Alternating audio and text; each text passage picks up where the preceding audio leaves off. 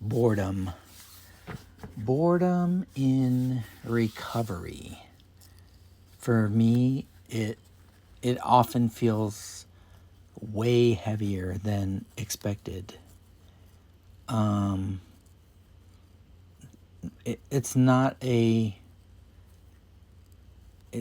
personal flaw, I don't think, and it's definitely for me not a lack of motivation.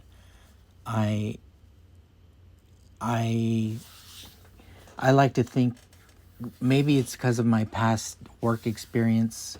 I used to be in marketing and promotions, and I just feel like I have to get the word out about recovery. I mean, kind of like a cheerleader, but I struggle with 12-step traditions because they say it's about attraction and not promotion. And so I find myself kind of being bored sometimes, waiting for interaction. But I also read that boredom it's like a neurological adjustment going on in the addict's brain. And during addiction, the brain becomes used to frequent dopamine spikes, and for me, that's definitely true with when I was gambling. And I also read that alcohol and other chemicals artificially elevate stimulation, and they give your brain that novelty and reward sensation. And then when alcohol is removed, I'm kind of reading from this little article. When alcohol is removed, dopamine levels drop below baseline for a period of time. The result is a state that feels like boredom, restlessness, and emptiness. So the sober brain is not broken, it's recalibrating. And yeah, interesting. And I'm reading this again. From a neuroscience perspective, boredom signals a dopamine imbalance. The brain is used to fast reward and high stimulation. The brain gets used to it. So true with gambling.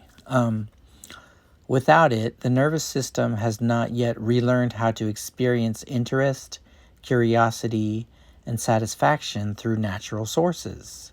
The phase is temporary. I think he's talking about boredom. The phase is temporary, but it requires intentional rewiring. And goes on. Boredom often triggers cravings because the brain interprets low stimulation as a problem to solve. Definitely true for me. What about you? In sobriety, the brain must learn new ways to generate engagement and reward. How to rewire boredom neurologically. Engage in low dopamine activities consistently, like walking, reading, or creating. That's what I am finding myself doing. Creating a lot of audios and blog posts. And it goes on to say, allow boredom without escaping it. This teaches the brain that boredom is safe. Introduce novelty slowly through learning and exploration.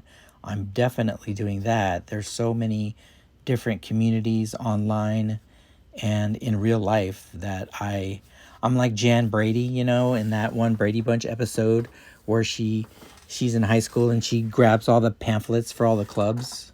I totally do that sometimes.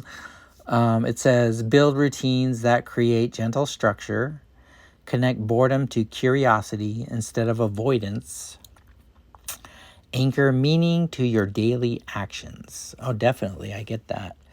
For me, it's very meaningful to create these audios.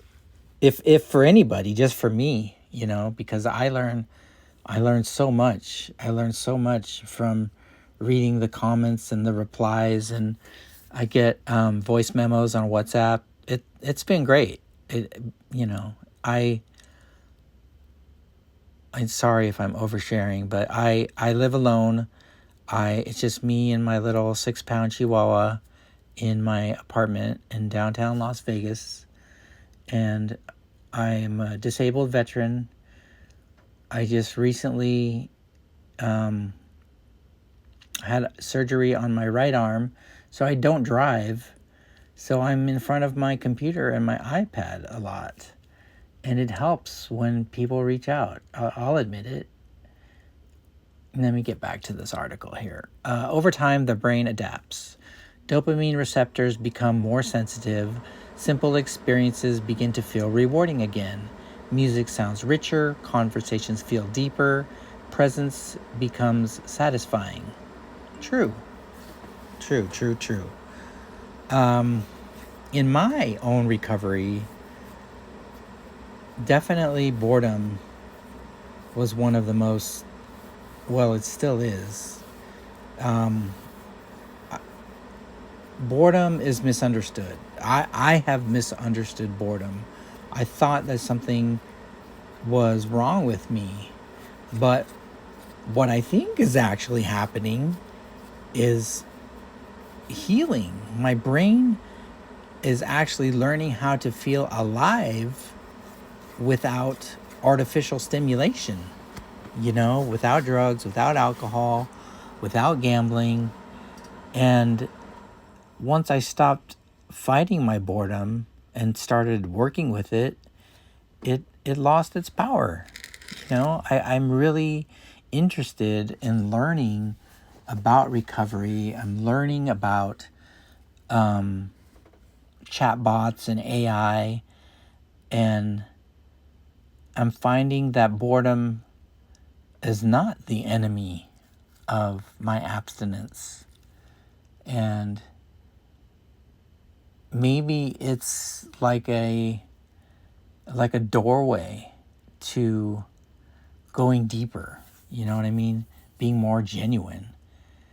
And then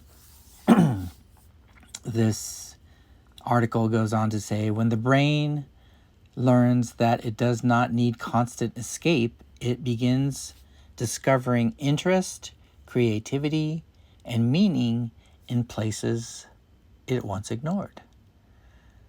And then it gives some journal prompts. Here's 5 questions. When does boredom show up most for you? How does your body respond to low stimulation and boredom? Number 3, what activities help you feel gently engaged? That's a good one. Number 4, what beliefs do you have about boredom? And number 5, how might boredom be a sign of healing rather than lack? Good stuff. Thanks for letting me share this little article about boredom and recovery.